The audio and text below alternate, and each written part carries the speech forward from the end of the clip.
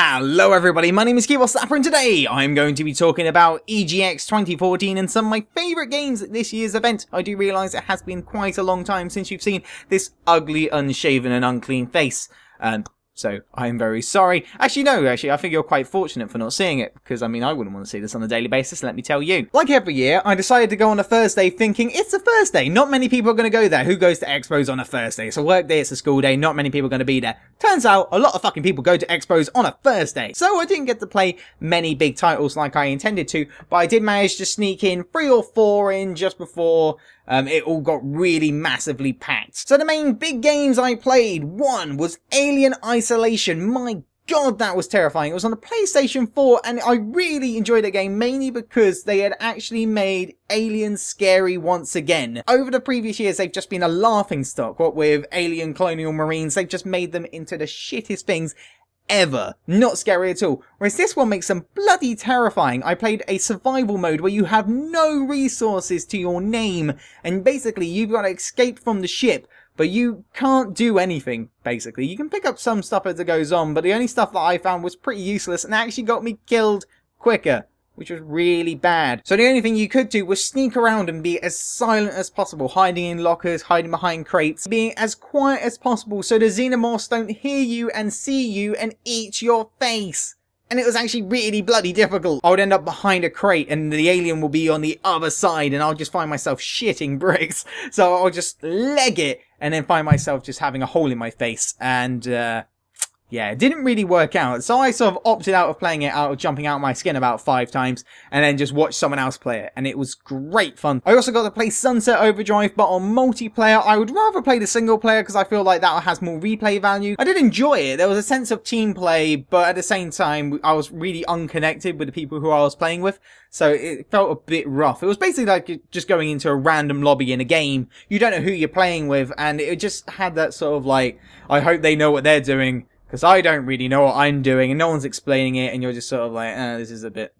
Also, when I think about Sunset Overdrive, I just feel like it's just going to run dry really quickly. Like, when you play Saints Row 3, it's like, oh, it's quirky, look at the silly things you can do, but there's only so many windshields you can smash through before you go, yeah, this is really boring, which I kind of feel like it's going to be the same with Sunset Overdrive. There's only so many things you can grind on, only so many records you can fire out your record gun, that it's just going to be bloody boring, and I see that happening. I also got a chance to play Evolve, which once again was the heavy hitter at this year's event. Last year it was plastered everywhere, this year was no different. It was everywhere, it was on the billboards at the train station, it was all over the venue, you couldn't miss it. So I thought, you know what, I'm going to give this a go. I've been kind of giving it a miss and opting for other things, but I thought, let's try this one out. Turns out, I see why everyone's quite excited. It is a great game. I thought it was just going to be like a typical FPS. The most unique experience being playing as the monster, which I didn't get to do. But actually playing as just a hunter, it was really, really fun. They had the Turtle Beach headset set up so you can talk to each teammate. And they were running me through what each member does. And I got to play as Bucket, who was a British robot, which I thought really suited in. They kind of made a joke out of it, saying that he was kind of crap because he was a support character. I had different abilities which I could use. One of them being like laying down turrets, which then, you know, could shoot the monster and you could strategically like put them around it, so you always had like something shooting it. Other people had different moves like laying down a dome, so you shut them into one place so you can just constantly fight without him fucking off and regaining health or anything like that. The overall atmosphere was tense, it looked great, it felt great, it was really fast paced, and it was just a great team game. And it's kind of like when you play Left 4 Dead, but then you also, some of you play as the zombies and some of you play as the survivors. It's kind of like that, but instead of just playing as just a load of zombies, you play as one tank, basically. And it's a huge amount of fun. I really did enjoy it, and I look forward to seeing how good it's going to be when it comes out. I've actually signed up for the alpha, because I can't wait to play it. Like, that doesn't happen to me very often. There's not many games where I go, I'm going to get into this early because I want to play it as soon as possible. But this game, I really do want to play. My only worry is that it's going to be kind of like Titanfall, where, like, when Titanfall came out, it was just like, this is exciting, it's a new concept, it's going to be really good. And then a month later, nobody was really talking about it. There was so much hype, so I kind of worry that this is going to happen with Evolve, but at the same time, it's a really solid multiplayer experience with many different ways of playing it. There's, like, different skills and different members you can play as. And I think there's different monsters as well, so great variation. It's going to be a good multiplayer game. Really looking forward to it. And the final AAA game I got to play this year was WWE 2K15. And my god, was that probably my favourite game of that whole entire event. And I know what you're about to say, wrestling games, oh, they're so boring, it's not even real wrestling in the shows. Shut up. Some of the funnest games I've ever played. WWE 2K14 was easily one of my favourite wrestling games ever, and I managed to 100% it, and I was really proud of it.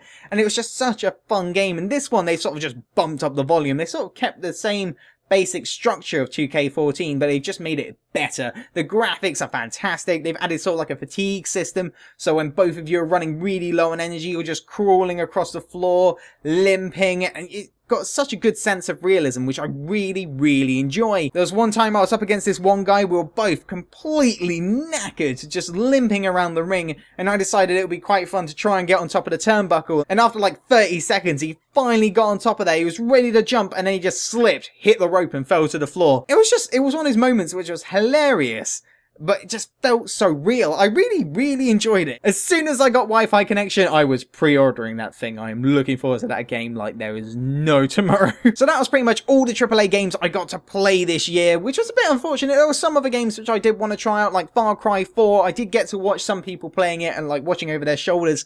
And it seems like they've combined like Far Cry 2 with Far Cry 3. So it seems a little bit more grittier. There's more like closed-in town sections, which I really enjoy. Whereas Far Cry 3 was a lot more open into this one game which just combines classic with new, and it looks great. Like, I'm really looking forward to playing that game. There was Evil Within, which looked pretty shit, so I didn't even bother trying to play that. Call of Duty Advanced Warfare.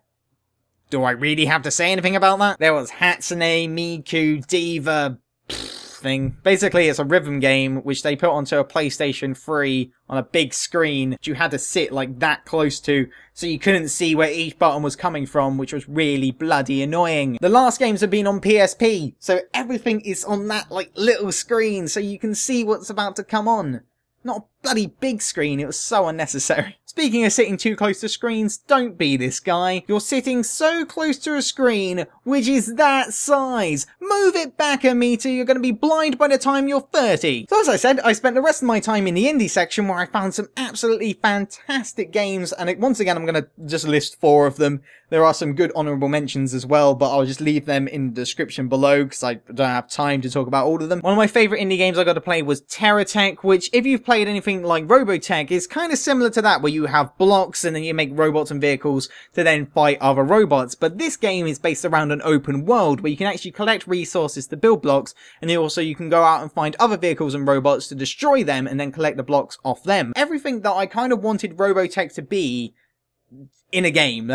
Robotech was just a free battle game, which I got really addicted to. I really enjoyed it, but I hit a point where I felt like I need to actually spend money to progress through this game unless I want to spend hundreds of hours on this game, and I have other things to do. So I sort of left it by the wayside. But this game actually has a lot more going for it. It's a little bit more complex, which just makes it like 10 times more addictive. I was sitting there for about 20 minutes until I got a tap on the shoulder saying, "There's a queue forming behind you. Could you just sort of wrap up? Because we got more people who want to play it," which is a great sign, because I could have easily sat there for about 3 to 4 hours playing that game. So it's probably best that you did that, and it means that other people want to play it. It's a great sign. But it's on early access, you can go get it from their website. I'll put a link down below. The next 2 were kind of more concept games, but one concept game that I really liked was a game called Virginia, and mainly because the visual design and the sound design was absolutely amazing. It was really good and atmospheric. At first when I picked it up, I thought, oh, it's just one of those walking simulators. I was walking through a woods.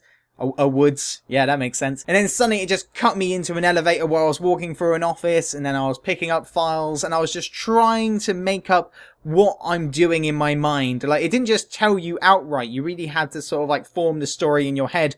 And it's a little bit confusing, but in the end you work out that you're a cop. You're working on a case with your partner, you're interviewing people, and you're finding evidence, but it just doesn't hold your hand. You really got to think about what's going on. But it was done so nicely, and like the last scene, you're sitting in a bar as a band plays, and you're sitting there alone, and it just felt so atmospheric. It was fantastic. It's just a shame it was just like a short concept game. It was really, really short. But it's like 30 Flights of Loving. It was short, but when you came out of it, it was really enjoyable. And also, I I don't know if they're planning on releasing it, but if they do, they might be making it like a bit longer as well. And it was a game which I was just like, oh no, I'm really hooked on this potential plot. I really want to see what happens. Make this longer.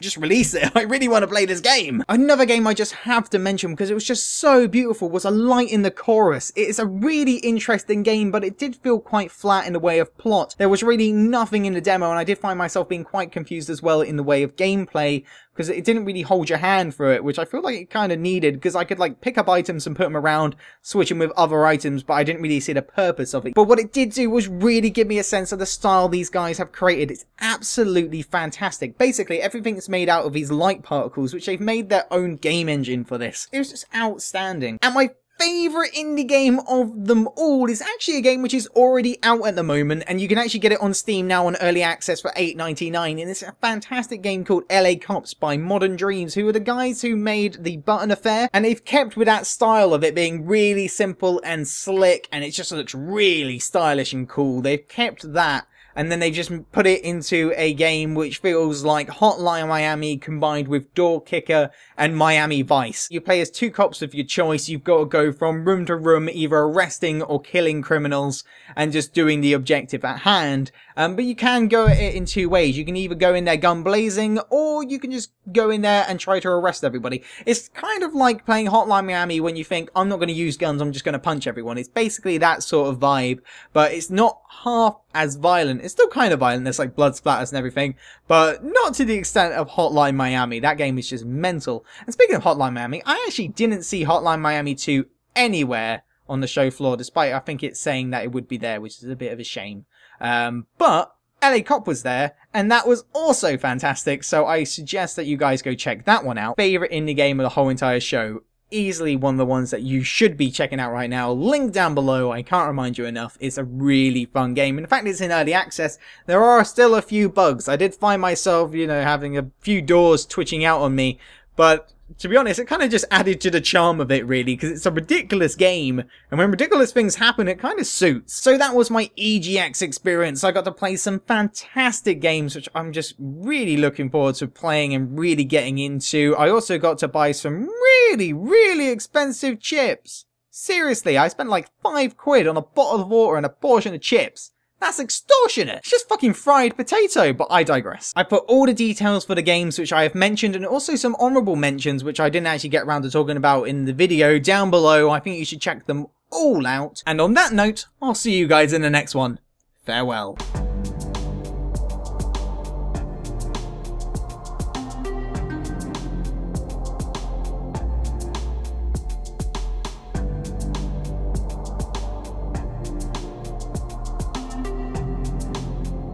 Hello everybody, my name is Keyboard Snapper, and today I'm going to be talking about...